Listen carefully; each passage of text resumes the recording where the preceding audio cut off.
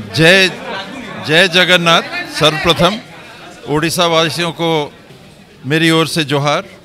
आज प्रदेश कांग्रेस कमेटी के आदरणीय अध्यक्ष शरद पटनायक जी ने मुझे यहाँ आने का मौका दिया, आप सबसे मिलने का मौका दिया, कांग्रेस जनों ने से मिलने का मौका दिया। मैं उनका अत्यंत आभारी हूँ कि एक साथी का उन्होंने बड़ा सम्मान किया। मेरे जीवन का एक ये कभी नहीं भुलाने वाला क्षण रहेगा। मैं अत्यंत आभारी हूँ प्रदेश कांग्रेस कमेटी का, शरद जी का। कांग्रेस का भविष्य उज्जवल है, देश में भी और प्रदेश में भी। सभी कोई रुके हुए थे कर्नाटक के चुनाव के लिए कि कर्नाटक में क्या होता है। भारतीय जनता पार्टी ने हर उपयोग, भावनात्मक उपयोग कर्नाटक के चुनाव में किया। हमने केरल लेटर्स भी देखे, हमने हनुमान जी को भी देखा, हमने हिजाब को भी देखा, हमने मुस्लिम रिजर्वेशन को भी हटाते हुए देखा। हमने हर भावनात्मक मुद्दे को कर्नाटक में राजनीतिक परिदृश्य में उपयोग होते हुए देखा। आज वहाँ के मतदाताओं ने जागरूकता का जो परिचय दिया है, वो मुझे लगता है कि एक संदेश पूरे देश के लिए गया है कि भारतीय जनता पार्टी ऐसे कितने मुद्दों का उपयोग करेगी। सर्जिकल स्ट्राइक हो गया, पुलवामा हो गया, कारगिल अब एक याददाश्त हो गई, राम जी का मंदिर बन गया। अब क्या, यानी अब यूसीसी, यूनिफॉर्म सिविल कोड। लोग देश में अब ये समझने लगे हैं कि उनके भावनाओं का अब उपयोग किया जा रहा है राजनीति में लाभ लेने का, पोलराइजेशन करके किसी तरह से फिर से जीत के जाने का।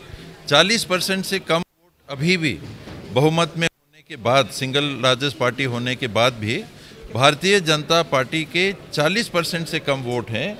और इतने पोलराइजेशन के बाद एस्पिरेशनल पॉलिटिक्स हमने देख ली। उन्होंने कहा कि नहीं, हम एस्पिरेशनल पॉलिटिक्स के हिसाब से सत्ता में आना चाहते हैं, युवाओं को हम रोज़गार देना चाहते हैं, 2 करोड़ रोज़गार हर साल मिलेंगे, वो भी हमने देख लिया। तो आने वाले समय में ये बातें चलेंगी नहीं। लोगों के लिए वास्तविक तौर पे काम कौन करके डिलीवर कर पाएगा, वो बातें सामने हैं। इसमें दोनों राज्यों को अपने हित को साधना चाहिए, दोनों को देखना चाहिए कि कॉम्प्लीमेंट्री कहाँ पर बात आएगी। मामला हम कावेरी का भी देख रहे हैं, वहाँ भी कर्नाटक तमिलनाडु के बीच में एक स्थिति बनी हुई है। कोई भी सरकार अपने राज्य के हितों के आगे बात नहीं कर पाती, और वहीं समझदारी की आवश्यकता है कि दोनों बैठ के दोनों के हितों के बारे में बात करके और इसका हल निकालें। पानी छत्तीसगढ़ से आ रहा है, उड़ीसा से होके जा रहा है, दोनों का पानी के ऊपर अधिकार है। दोनों के हित कैसे हम साध सकते हैं, ऐसी कोई बात क्यों होनी चाहिए कि बैठ के हल नहीं हो सकता है। तो बैठ के बात होगी और दोनों राज्यों को हित को लेके हम जब चलेंगे, हल निकलेगा। कभी कभी साथ आने में दिक्कत हो रही है।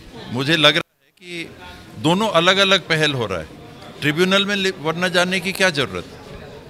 अगर दोनों लीडरशिप साथ में बैठ के बात कर लेती, अलग अलग राजनीतिक दल इसमें रहे हैं, यहाँ तो कई सालों से एक ही राजनीतिक दल रहा है, वहाँ भारतीय जनता पार्टी भी रही, कांग्रेस पार्टी भी रही।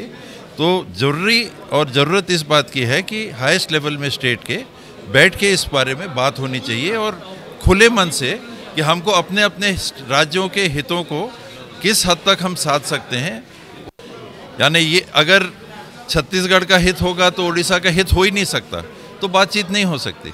अगर सिर्फ उड़ीसा का हित होगा और छत्तीसगढ़ का नुकसान ही नुकसान होगा, तो बात नहीं हो सकती। मुझे नहीं लगता है कि ऐसा है।